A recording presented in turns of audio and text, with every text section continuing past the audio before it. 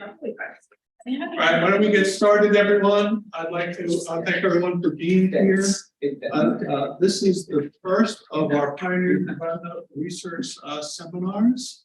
And before I introduce today's speaker, let me just let you know that the next one is September 11th by Brian Clancy, looking at energy networks and strategies. Today, I'm very pleased to introduce a rising star in the field, Tracy Smith. Fortunately, she's also a collaborator of ours. So Professor of Psychiatry and Behavioral Sciences. Can't hear you. Can you hear you? No mic.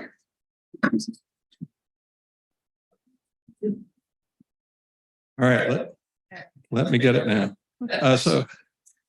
I'm very pleased to introduce Tracy Smith, a rising star in the field and one of our collaborators, and I'm very grateful for her collaboration. Dr. Smith is Associate Professor of Psychiatry and Behavioral Sciences at the Medical University of South Carolina. She earned her undergraduate degree from the College of Charleston, she's originally from South Carolina. She earned her PhD from the Biological and Health Psychology program at the University of Pittsburgh. And her research focuses on a variety of factors affecting tobacco smoking, including contextual, individual, and product level causes. Some of her current interests are focusing on regulatory policy that will reduce nicotine levels in conventional cigarettes. She's been remarkably productive, has 65 publications, and in just the last couple of months received 4 R01s. Very impressive. So without further ado, I am pleased to introduce Tracy Smith, and her title of her talk is Reducing the Harms from Tobacco Through Nicotine Regulation. Thanks, Warren.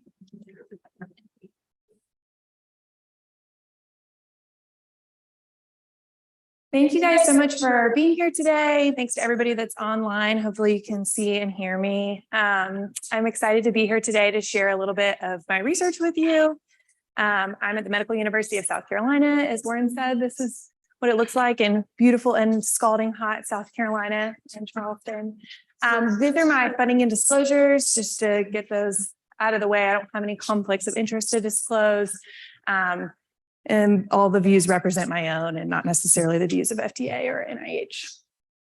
So I think most people know that cigarettes are really bad for you. This graphic is from the Surgeon General's report, and all of the cancers and the chronic diseases that are in bold are those that were newly linked to smoking as of the most recent Surgeon General's report. So even though we've known for a long time that smoking is harmful and that it kills people, we are still learning about all of the ways that it's causally linked to the harms that are in tobacco and harms every organ of the body. I think that there's a misperception that the people that are still smoking are people who want to smoke and that they don't want to quit. And the data are quite the opposite. So what's shown on the right-hand side of the screen shows the percentage of people who are interested in quitting, who try to quit every year and succeed in quitting every year. So the majority of smokers want to quit, and the majority of smokers actually try to quit every single year. They just can't, because quitting smoking is really, really hard to do. And so when I think about regulating tobacco, I primarily think about ways to move people away from cigarettes through tobacco regulation. So in spite of the fact that tobacco products are all addictive and that there is no safe tobacco product, they're not all equally harmful. So this is the continuum of health risks as we know it for tobacco products. And the most harmful tobacco products by far are those that are combusted. It's not even close. So the bulk of the harm really comes from the combustion, from the burning of tobacco and the cancer-causing constituents that are created when you burn tobacco. So combustible tobacco is the most harmful, and within that category, cigarettes are uniquely harmful because of the way that they are designed. And then products that are not combusted are not safe, and they have known health risks and a lot of unknown, probably, health risks, but we do know that they're less harmful than cigarettes. And so when I think about, in spite of the fact that non-combusted products like e-cigarettes are kind of new and trendy and fun to research and fun to learn about, they are not where we're going to save the most lives by researching those products. Where we're going to save the most lives is by getting people away from combustible products, because those are the products that kill people. So that's really the most opportunity for impact. So all tobacco products are addictive because they contain nicotine. Nicotine is the primary reinforcing constituent in tobacco products. When people smoke, nicotine is delivered to the brain. It makes it more likely that you'll smoke again in the future. And so one of the ways that we could intervene to reduce the addictiveness and the appeal of tobacco products is by reducing the nicotine level within cigarettes to be minimally addictive or non-addictive. And so this is not a new idea. It's something that's been around probably since about the 90s. People have been talking about and thinking about as an idea, but it is relatively new that we could do that in this country.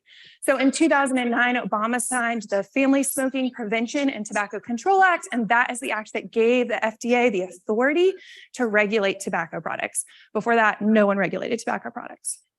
And so FDA can now set product standards for different classes of tobacco products. They can say all cigarettes have to meet X standard. And they can do that if the evidence shows that that standard would improve public health. That's the standard, the public health standard. And it's not whether or not they're safe or effective, how FDA regulates drugs, because tobacco products aren't safe and they're not effective. So instead, it's this public health standard. And they're supposed to take into consideration both people who currently smoke as well as people who don't smoke in terms of the impact on public health. They can specifically set a product standard for nicotine, although the Tobacco Control Act says that they cannot reduce nicotine to zero. They cannot require that all cigarettes have no nicotine in them.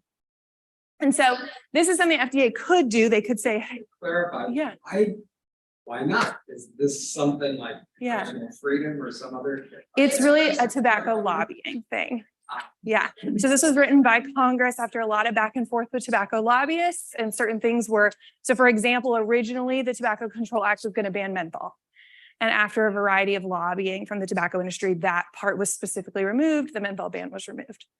So there's been some back and forth, and this part about they cannot require it to be reduced to zero was added. And it's worth noting, like, what is zero, like functionally? So I'm going to talk about some research that gets pretty close to zero. Is that zero, in terms of what's allowed or required? So FDA funded a lot of research on this topic. I'm going to show you some of it.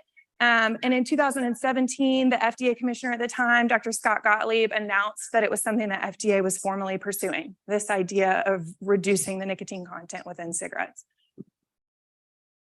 And in the last couple of years, the Biden administration has announced they're picking it back up and moving forward with it as well. New Zealand has announced that they're going to take this step. And so it seems like we are unlikely to be the first country to take this step of requiring that cigarettes have less nicotine in them. So the first kind of overarching question is, well, how would a reduction in nicotine content impact smoking behavior? What would happen if we reduce the nicotine levels within cigarettes to be very low?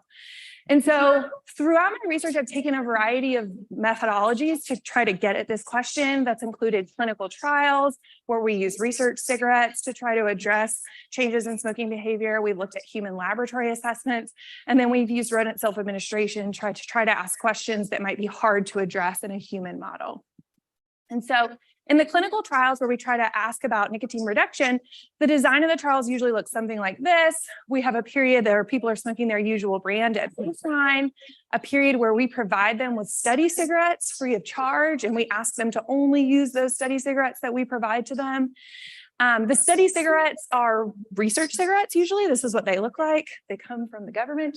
They're called spectrum cigarettes. And so they can either be normal nicotine content, that's 15.8 milligrams of nicotine per gram of tobacco, or they can be a very low nicotine content, which is 0.4 milligrams of nicotine per gram of tobacco. So that's about a 97% reduction. So this is a large reduction in nicotine content we're talking about, not a small one. And they actually have a variety of nicotine contents in between this.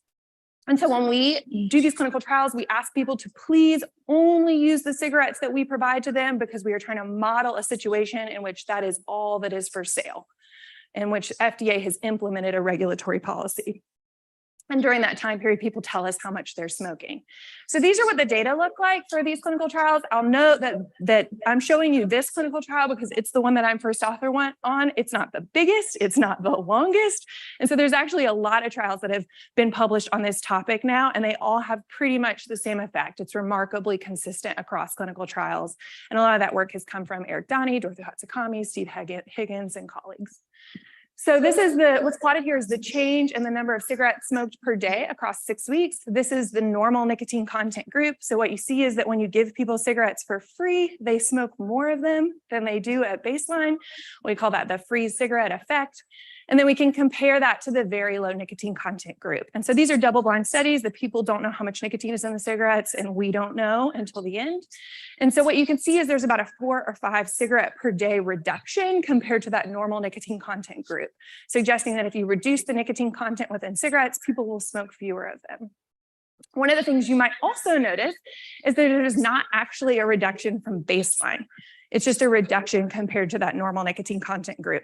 And so we hypothesize that that is because of the free cigarette effect, and that if people were paying for the cigarettes, there would actually be a reduction compared to what they're smoking now. But in this clinical trial, we can't tell that. So one of the ways that we've tried to get at that is by using hypothetical tasks like the cigarette purchase task, where someone estimates how many cigarettes they would smoke at a variety of prices. So these data come from a clinical trial, actually a different clinical trial, where we ask people, if you're not familiar with the cigarette purchase task, it's a task where at the end of the study, someone might report how many study cigarettes would you smoke on a typical day if they were free, if they were 1 penny each, if they were 5 pennies each, 10 pennies each, all the way up to $5 each. And so these, again, it's double blind. At this point in the study, the person doesn't know how much nicotine is in their cigarette, but they've been smoking those cigarettes for 6 weeks. And so we can get a sense of how much they report they would smoke if they cost a variety of prices.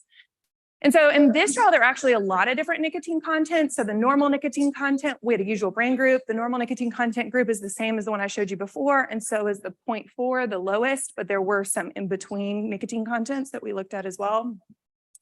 And so these are the data. This is the number of cigarettes people reported that they would smoke at a variety of prices. This is for the usual brand group.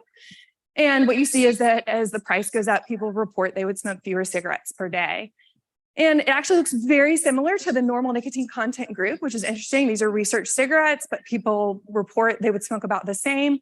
But as you reduce the nicotine content in cigarettes, you see that there are reductions in how many cigarettes per day people report that they would smoke. And there actually appears to be this kind of nice threshold effect where people who were assigned to cigarettes of 5.2 milligrams or above reported that they would smoke at one rate, and people at 2.4 or less reported that they would smoke fewer cigarettes per day. We kind of pulled out a few key prices. So we looked at like $4 a pack and $10 a pack. The national average is around 7-ish, so somewhere in between these two.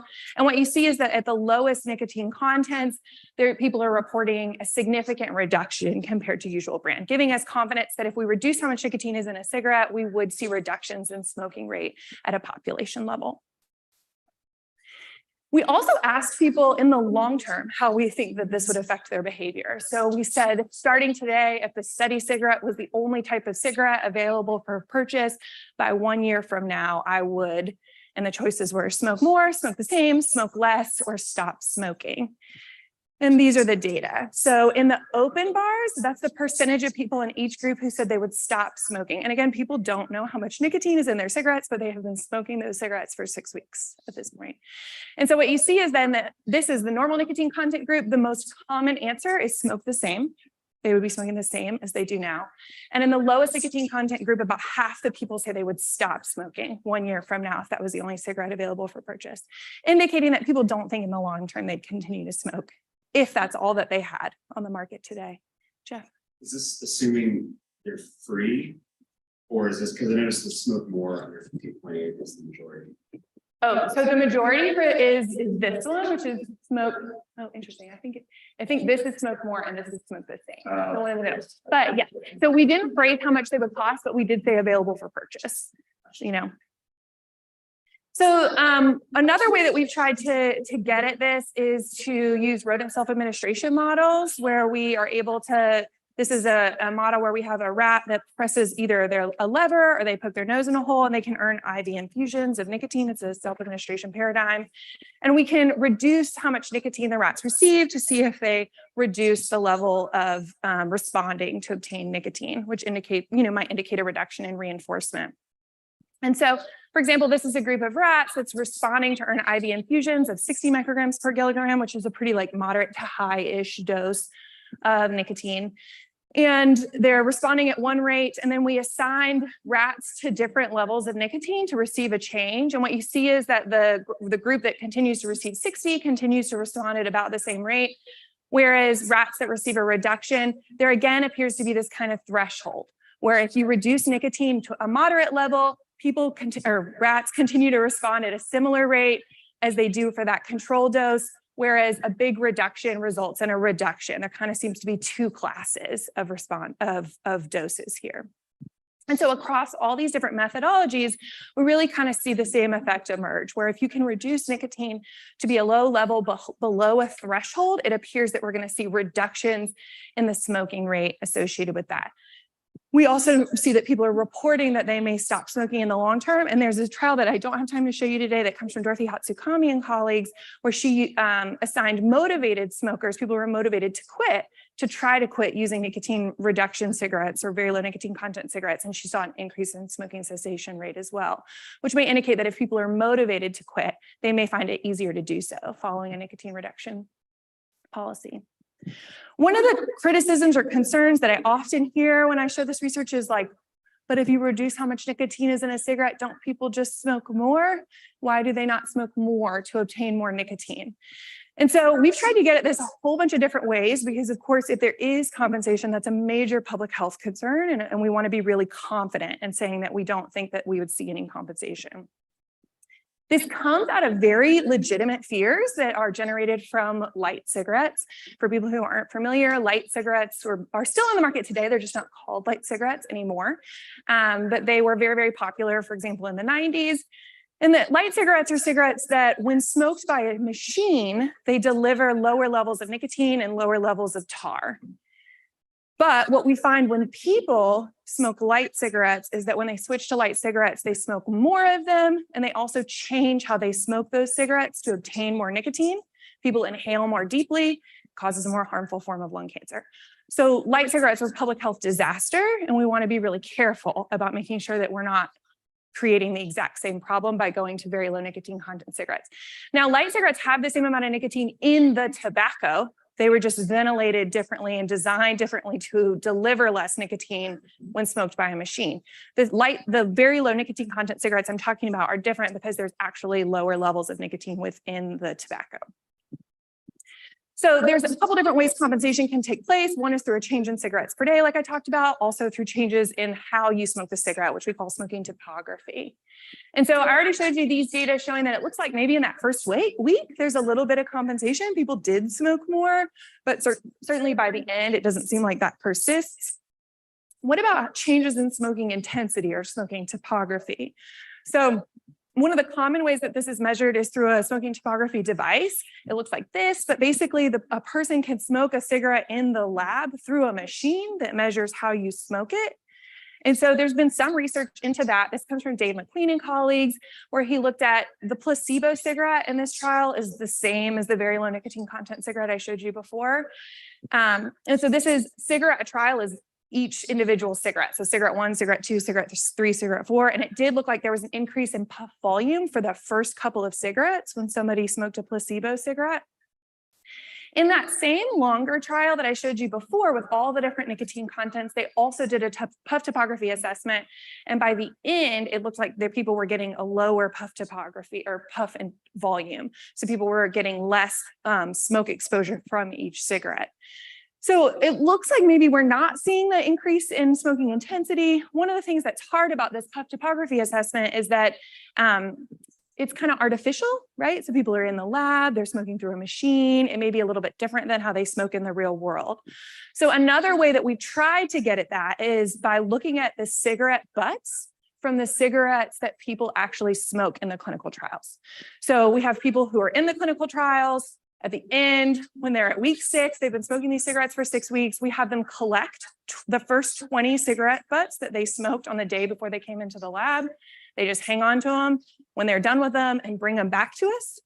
We collect those and we send them to the Centers for Disease Control, and they can look at what's called solanosol. Solanosol is a constituent that's naturally occurring in tobacco. And when you smoke, it's drawn into the filter and deposited there.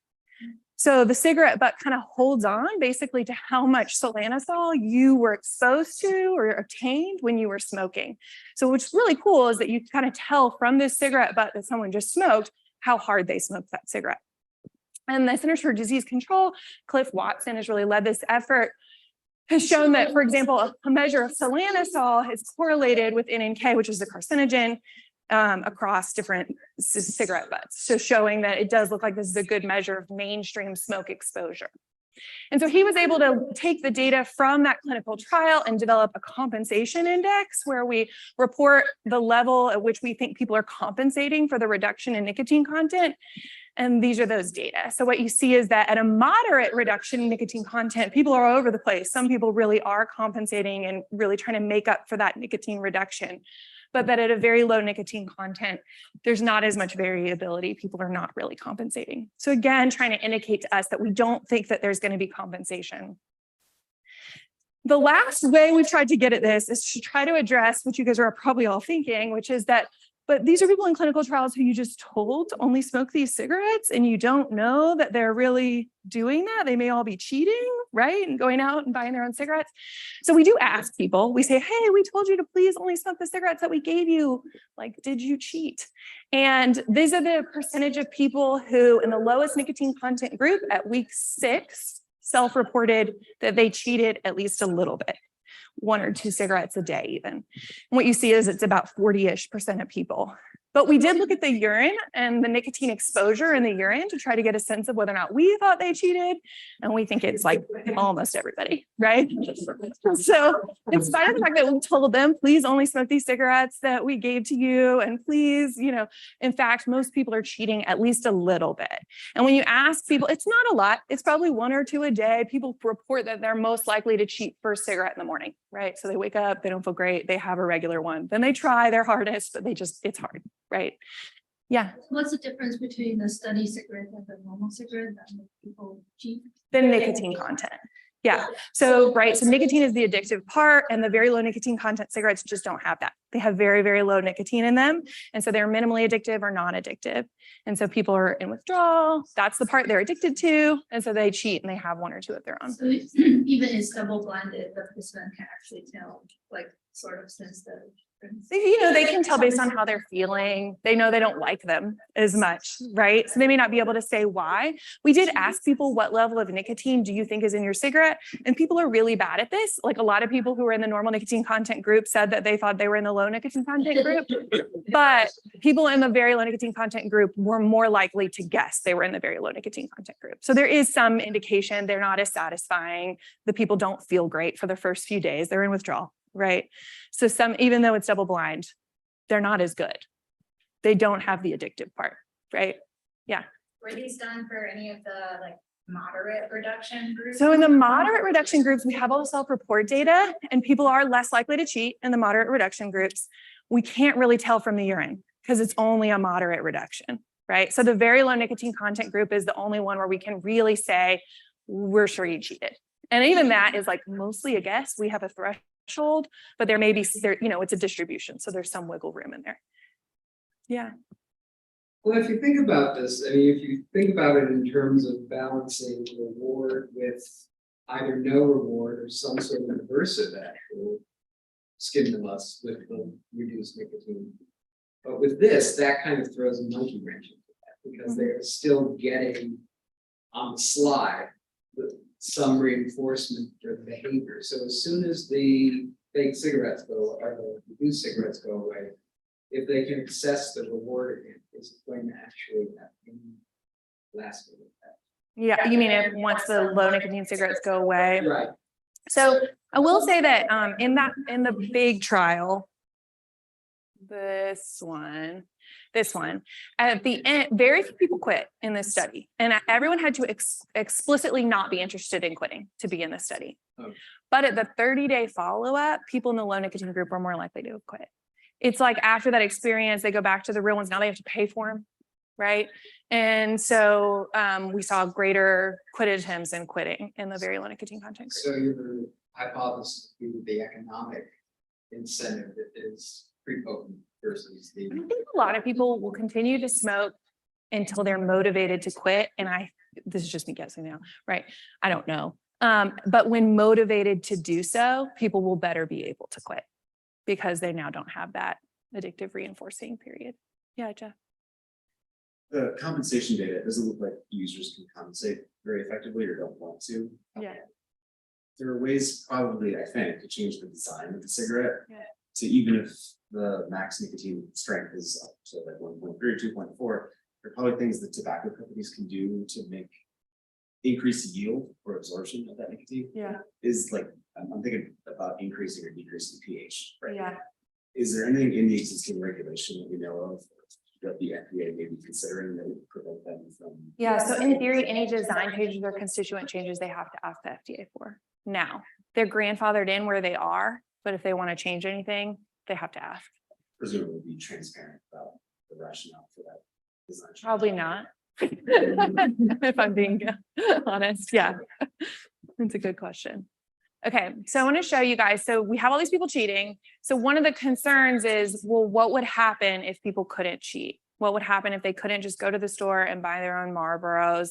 Would they then smoke 100 of the very low nicotine content cigarettes? Because at this point, they're getting 1 or 2 pretty good Marlboros a day.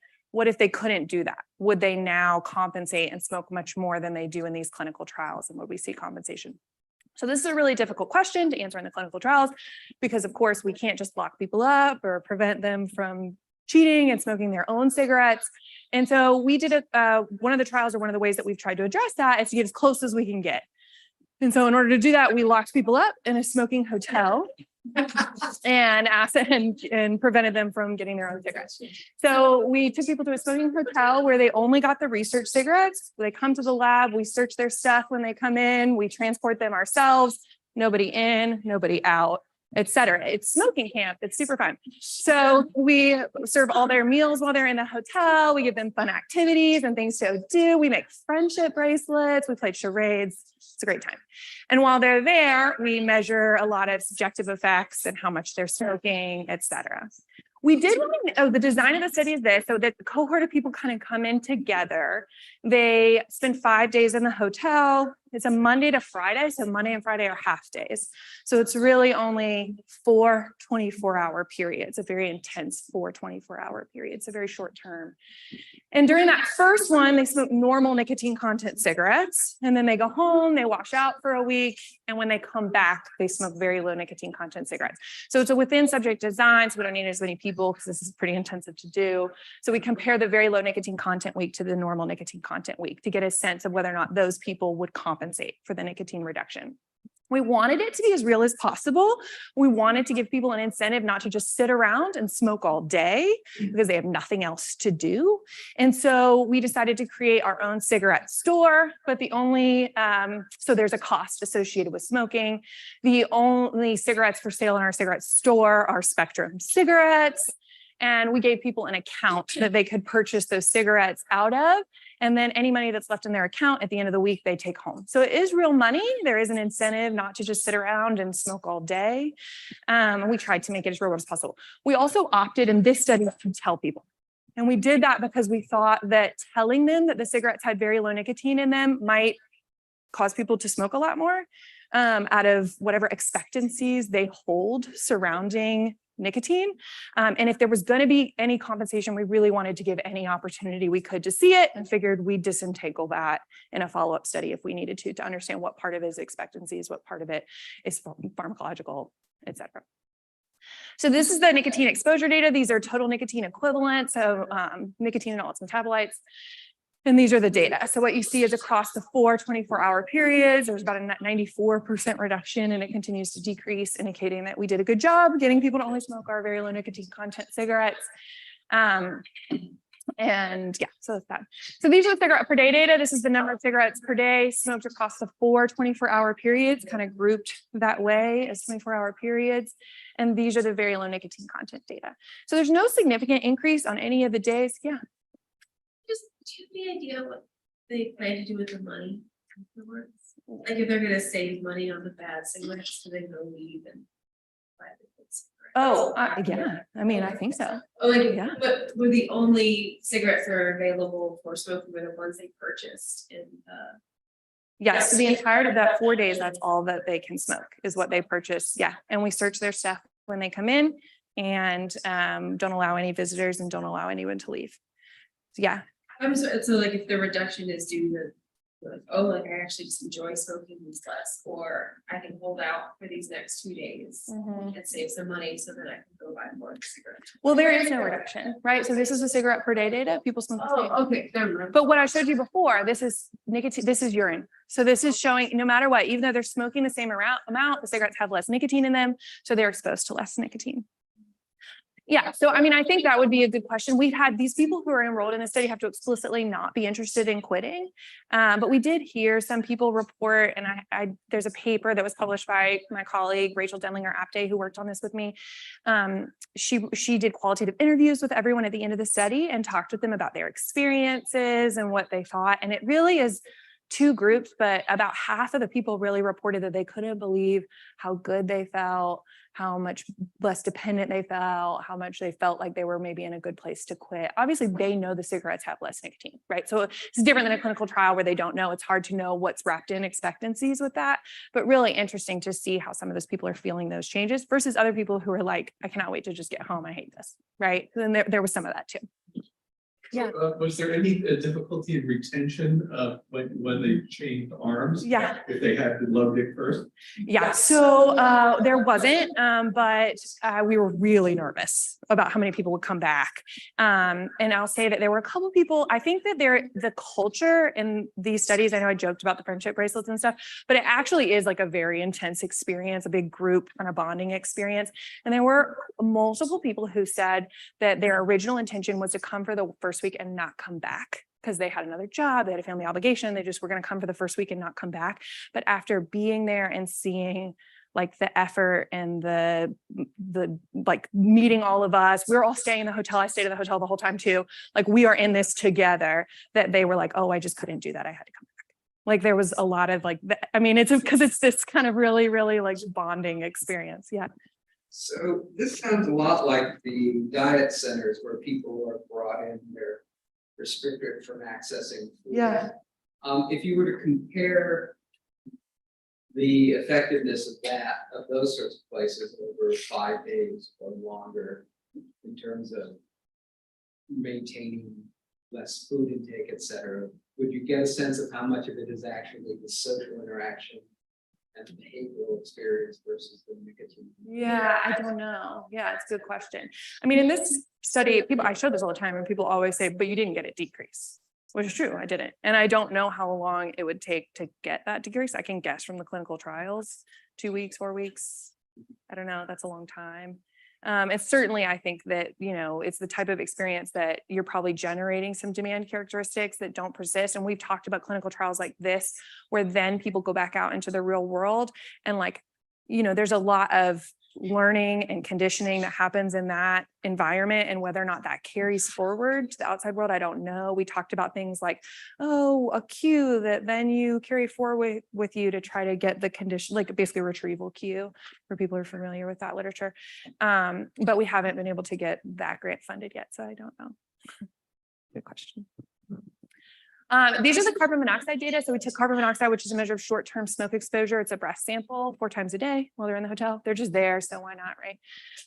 So these are the 2 data points on day 1, and you can see the 2 on day 5, and then the 4, days 2, 3, and 4. And so there's no significant increase, but this is a good measure to me of also, it takes into account changes in smoking intensity, right? Because it's all smoke exposure. And so you can see like maybe there's an increase there on day 2 or 3, but it's certainly gone or even even reversed by days 4 and 5. So, across kind of all of these measures now, we've got the clinical trials, we've got puffing topography data, we have the Solanosol data that I showed you, and we've got the hotel. We just don't see any evidence of sustained compensation. So we've just taken a look at it kind of every way I can try to take a look at it, and I just don't think that there's a significant safety concern there. And the truth is that there's just, the nicotine is 97% reduced, so it would be hard to compensate enough to get it to a threshold that would be reinforcing. And I think that's just kind of the fact. So I also get questions about, what about smoking initiation? What about kids? Maybe they'll find the low nicotine a little bit less aversive, a little bit easier to use, for example. Obviously, we don't have clinical trials where we give these cigarettes to kids. The closest that we've gotten is that Jen Tidy, Rachel Cassidy, and colleagues at Brown have done some work with light young adult smokers, lab studies where they have shown that the cigarettes also appear to be less reinforcing to those individuals, kind of as close as we can get to naive people without it being unethical. But we did do a rodent self-administration study where we tried to get a sense of whether or not naive rats would find these low doses potentially reinforcing. And so we have a group of rats that was responding for a high dose of nicotine and then experienced reduction either to 0 or one of these 3 other doses. So you see that threshold again, where rats that receive a reduction to 7.5 or above respond at one rate, 3.75 or below respond at a lower rate. And so you can think of this as like a current smoker that has experience with a high dose of nicotine, and then they get that reduction to the very low nicotine content. And then we could compare that to rats that were given the opportunity to respond for the very first time to a lower dose of nicotine. And these are those data.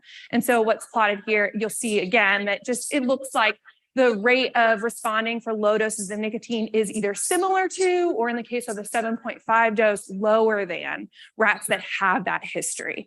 So that suggests that individuals who start smoking following a nicotine reduction policy are likely to smoke at a similar rate or even a lower rate as people who have that history, at least from a pharmacology standpoint. So what I've told you, what you've learned about nicotine reduction is that a mandated reduction in nicotine content is likely to reduce the number of cigarettes smoked per day among smokers who are unmotivated to quit. It's unlikely to produce sustained compensation. We think it's likely to reduce initiation among people who are naive to nicotine. We think it's likely to increase cessation among people who are motivated to quit. And I'll reference again Dorothy's trial, where she really went after that question and showed that people who are motivated to quit were better able to quit with the low nicotine cigarettes. And there's been a lot of research that I don't have time to show you in a lot of subpopulations that you might worry about.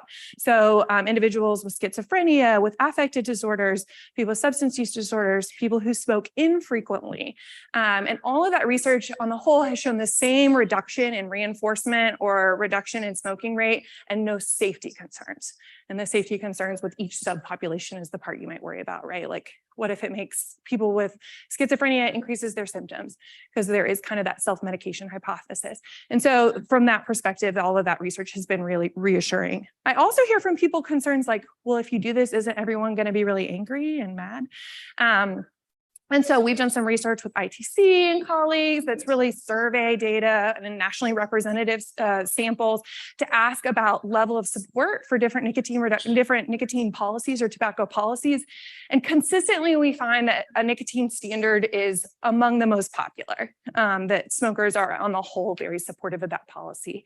It's unclear if they know, if they understand the implications that the cigarettes probably won't taste as good, for example, things like that. But they do, across trials, continue to be supportive of the idea, and Warren's done some of this work as well, to show that people like the idea of reducing nicotine in cigarettes on the face of it. Far more popular than a menthol ban that I think is likely to probably get done first. So flipping gears just a little bit, I want to talk a little bit about the work that I'm doing involving e-cigarettes. And again, I'll say that e-cigarettes are, I think they're an important product class to regulate. It's not where we're going to save the most lives, but they are a new product class. We're all trying to figure out how to regulate them and what the right thing is for public health. And so it is also really important.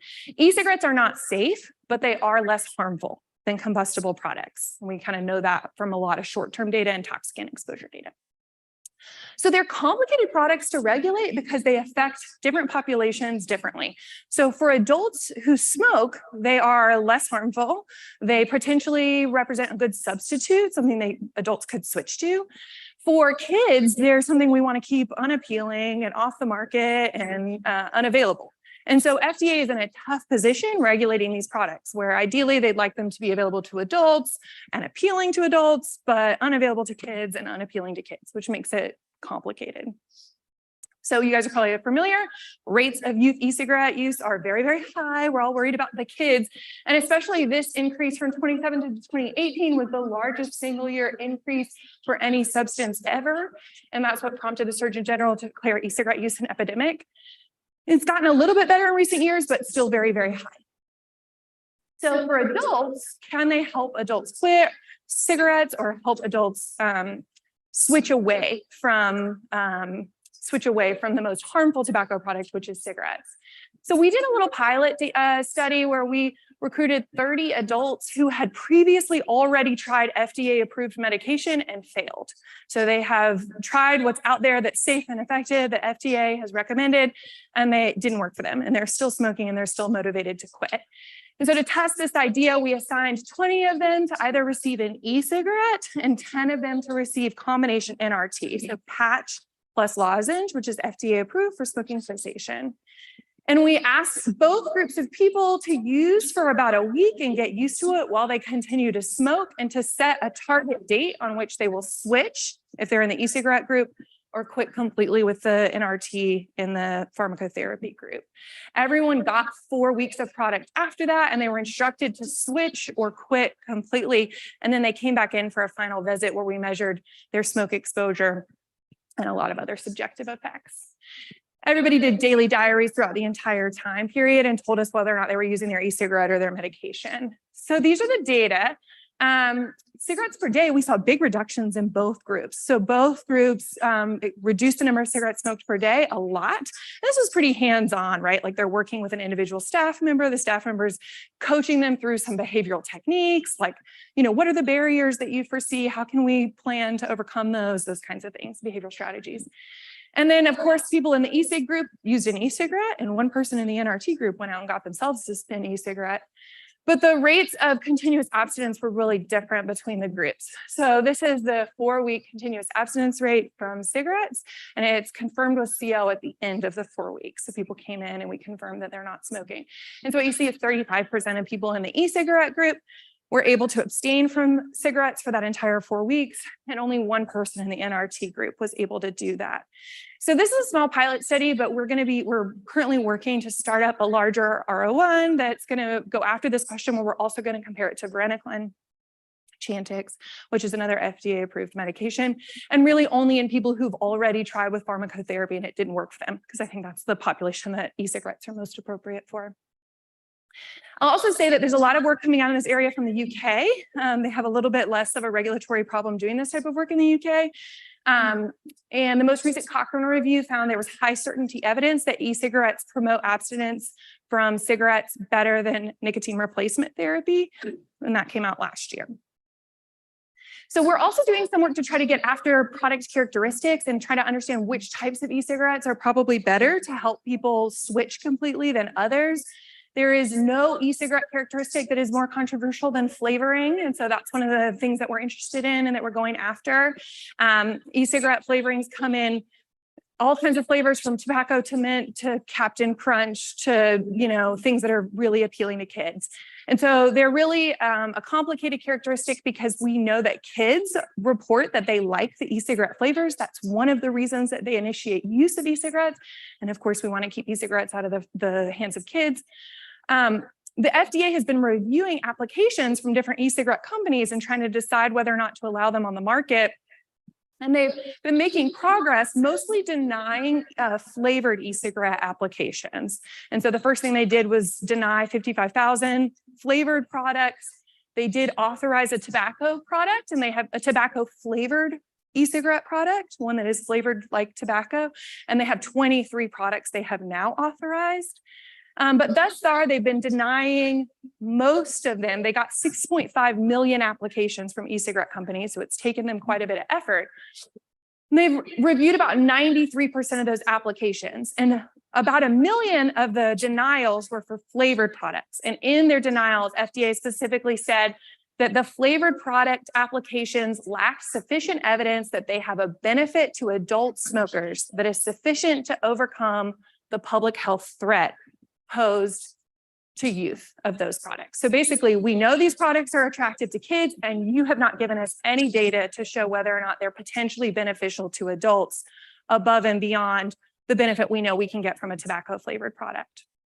So I've taken a look at some preliminary data. I'm going to skip this just for time, I think, and just point to an upcoming trial that we're going to be doing in this area, suggest that hopefully we'll go after this question of whether or not non-tobacco flavors are potentially beneficial for switching for adults. And that can provide the FDA with evidence. So this is an MPI trial that I'm going to be doing in combination with Ted Wagner at Ohio State University. We're going to recruit 1,500 cigarette smokers nationwide, so it's a pretty big trial, and assign them to either a group that only gets to choose between 2 tobacco flavored e-cigarettes. So we'll give them an option of 2 different tobacco flavors, so they do still have choice, and instruct them to switch completely for 12 weeks, so as well as they possibly can. A group that gets a variety of flavor choices, and they get to choose. We're going to send them a starter pack to start with, and then they'll tell us what they'd like more of. Tobacco flavors will still be in there, so that's still an option. And whatever they choose, they get 12 weeks of product and try to switch completely, or a group that gets that combination NRT. And so we'll really be able to assess this question of whether or not flavors can better promote switching than the tobacco flavored products that FDA has been authorizing so far. And then it'll be up to FDA to weigh that against what they know about youth and the potential for these products to be attractive to youth. So in summary of all the things that I kind of told you, FDA has the authority to regulate these tobacco products to improve public health. They have to consider both non-users, people who don't use, kids, and users. In my opinion, regulations that reduce the addictiveness and the appeal of combustible tobacco are likely to have the biggest impact. Nicotine reduction, if we can get it done, I think is likely to have the most effective intervention in terms of getting people away from cigarettes, really taking the magic out of a cigarette in terms of why it's addictive. Menthol is also likely to impact outcomes, and that's something that FDA has said that they plan to do and to pursue. And I have an R01 that I'm working to start up now on that topic. And then regulations that reduce the appeal of non-combustible tobacco products like e-cigarette flavoring regulations are complicated because they affect both kids and adults. And so we have an upcoming RCT on flavors and an intervention trial that I mentioned for adults who can't quit. And I'll end just by thanking colleagues at MUSC and more abroad, and for all their contributions, and the investigators who worked on all these trials, as well as all of the undergrads and research assistants that contributed. Thanks so much. Happy to take any questions.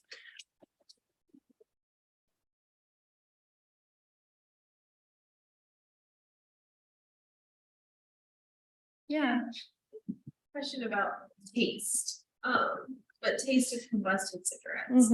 So do you know what the Spectrum cigarettes taste like? And that, like, most people have a preferred brand because that flavor profile has been associated with nicotine over and over and over. Yeah. And that's why you see, like, in studies, people will prefer to smoke a denicotinized cigarette of their preferred brand, like even over IV nicotine. Because it's that taste that has been associated with nicotine. Yes. And so do you, like, has there been any kind of understanding, because if there was nicotine reduction, it would be in all cigarettes. And whereas the Spectrum cigarettes, they're learning about a new product, and it's very easy for them to learn this new product is good. Yeah. But what would happen if you then take someone's preferred brand and just reduce? Yeah. How long would that take? Would there actually be compensation because it's something that they're used to and now they're, Right. And we just don't really know.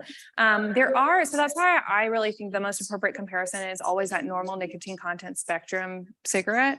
But we don't have the low nicotine usual brand. There has been, Dorothy Hutchison, I think, is the first author, but a laboratory-based study where she really went after the subjective effects of the Spectrum cigarettes. I'll tell you, people don't like them. People don't like even the normal nicotine content ones. They don't think they taste very good. Turns out the government doesn't make great cigarettes. Yeah, but it's, surprise. And sometimes they're not very good quality, like the cigarette will unravel and things like that. There's product defect issues. But I do think that it will be interesting to see, whether or not maybe the reductions in smoking behavior take longer, because someone is having to, there's extinction happening, basically, right? Like someone has conditioned for all of these cues and then they have to, there's extinction. Now, if you tie in your preferred flavor over a period of time, you would think that it would take longer for that extinction to take place. In theory, it should still take place. That's what we know about reinforcement, right? But I would imagine or could imagine that it would take longer. It's a good question. Yeah. So I'm not quite sure I understand. In the study, you locked them in the hotel, and the number of cigarettes they take was not different between these two groups. Yeah. So if the cancer causing chemicals in the cigarettes, Yeah, they're unchanged. going to reduce it. Yeah. So in that study, we're looking over such a short period of time. It was really to make sure that they don't increase over that short period of time. But the assumption is, and I do think people say, but you didn't get a decrease. And ultimately the decrease is important or there's no public health benefit, right? So the assumption is from the clinical trials, some of the larger clinical trials, it does usually take a couple of weeks for people to start decreasing their cigarette smoking per day. So I don't think that the hotel was long enough or designed in a way where the outcome is reduction. And we've talked about it and I would love to do it. We talked about other models. There was a cruise ship design at one point floated around. But it's hard to, like, just from a design standpoint, it's hard to get people away from their family. It's hard to do over such a long period of time. It's already hard to get people away for 4 days. It's kind of a unique person who's able to do that, you know? Yeah.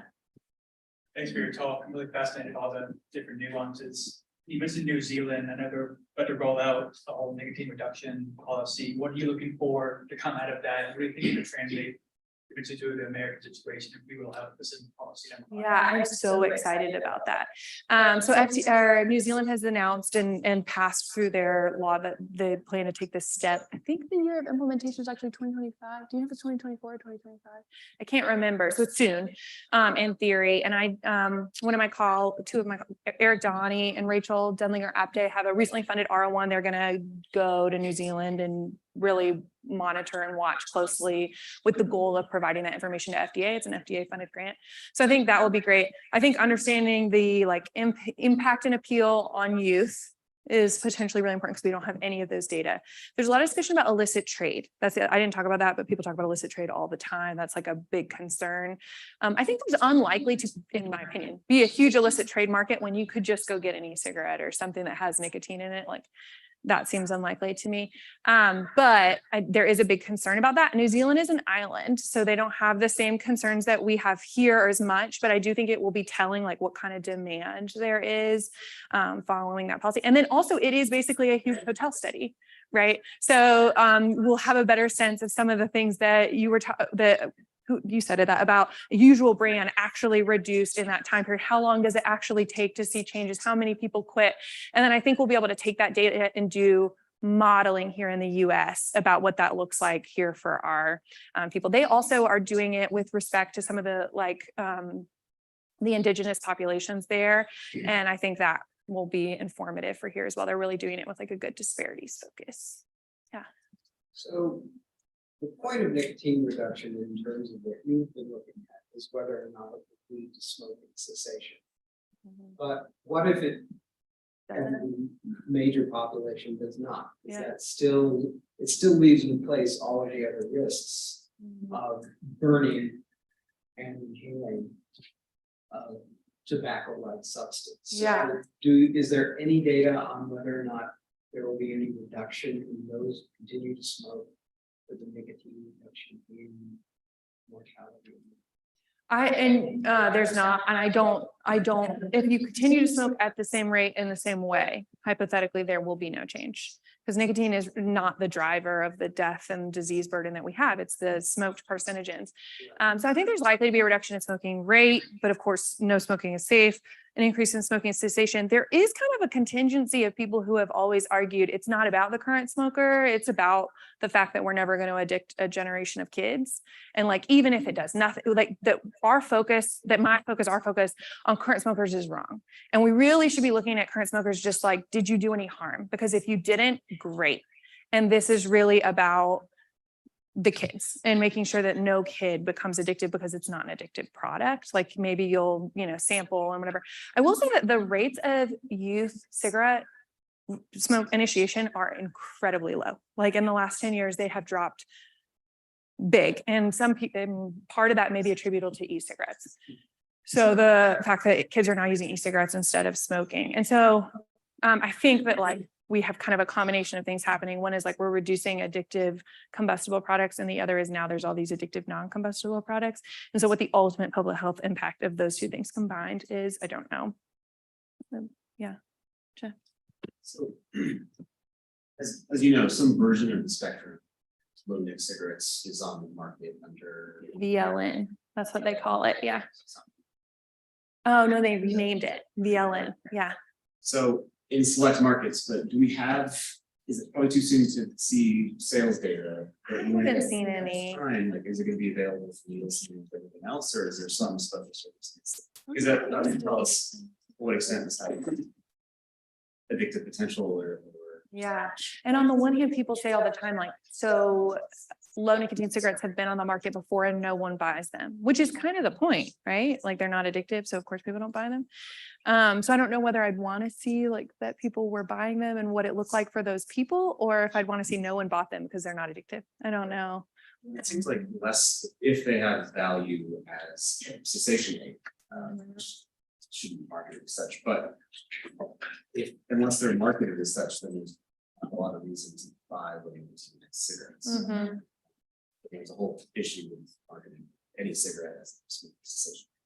Right. Yeah, I haven't seen any data on sales data, but I do think that will be interesting to know. And I can't even, it's in at least 2 markets, I think. I know it's in Chicago, I think in another, but I personally haven't seen them for sale yet, but we have them. Yeah, Warren. Presentation's excellent. So let's think about e-cigarettes and how they can substitute for conventional cigarettes. We know that traditional cigarettes are complements to some other activities that people engage in. Coffee, and perhaps that was why the morning cigarette was so relevant. Studies. Drinking alcohol, you can think of others. Has anyone explored how good a substitute e-cigarettes are in those moments when somebody is doing something that makes them want to smoke? Yeah, that's a really good question. I don't know. I know that in the paper where we looked at the cheaters, Natalie reported that the first cigarette of the day was the most common, but all of the reasons right below that are the ones that you're like after a meal with alcohol, like it's check. That's the times when people are most likely to cheat. The only other research I'm thinking of that's relevant right now is Sarah Dermody led this nice secondary analysis of that clinical trial where she looked at in the nicotine reduction groups, whether or not their reductions in smoking were paired with changes in alcohol use. Because we did look at alcohol use throughout. We did that via timeline follow back, and she found they were complements, not substitutes. So as people reduced the number of cigarettes smoked per day, they also were reducing their alcohol use, which is kind of interesting. Yeah, and I don't, because that was a concern, right? Like, what if they're substitutes? That would be, we worry about that. And she tried to separate out just the people who reported binge drinking at baseline, found similar effects. And then I know Lauren Pasek tried to lead one on marijuana, and that is published, so you can look it up. But I think the sample size of people who reported marijuana was really, really low. It probably would be different now. I mean, with the legalization, it would be an interesting topic. Yeah. We're just out of time. One last question. So you didn't see any compensation between the cigarettes, but is there any data on compensation with other products or substances or? Yeah, good question. Okay, so with so I've just mentioned the alcohol one that appears they're not substitutes. In this trial, we asked everyone not to use other tobacco products. Right. And now Dorothy Otsukami and others from ITC and Comment, you'll have led more looking at substitution for other tobacco products as those have become more common. And I think things like e-cigarettes are likely to be the most common substitutes. Food is an interesting one because of nicotine's effect on metabolism, which is not really my area of expertise, but in graduate school, I worked with Laura Ruprecht, who was wonderful, and that she really pursued that in regard to nicotine reduction and found that in the people who were adherent to the request to smoke low nicotine cigarettes, they gained weight. And that it was about the same as what you would expect for weight gain following smoking cessation. And so whether or not that's, and that it's not, those people did not quit smoking. So it's associated with the adherence to the low nicotine cigarettes. And so we weren't able to tell whether that's about eating changes or just about the nicotine reduction and the impact on, yeah. And so she had done some nice animal work showing that when we did the nicotine reduction for the rats in the lab, those rats gained weight too, which is really interesting. Yeah, good question. Thank you.